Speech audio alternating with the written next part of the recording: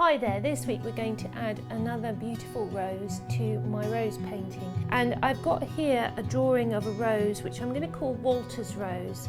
Now my father-in-law has the most beautiful garden up in Lincolnshire, and his rose that I think him and Edith, my mother-in-law, planted went over an arbour, and sadly over the years the arbour disintegrated, and what was left was this exquisite pink rose hanging over in amongst all the tumble. So obviously they had to remove that once the arbour came down, and then they redesigned that part of the garden. So I thought quickly grab a photograph of it and share it with the world. So I have Walter's Rose, but I really like this combination of pink and yellow and all that lovely intense colour that you get in this beautiful Walter's Rose.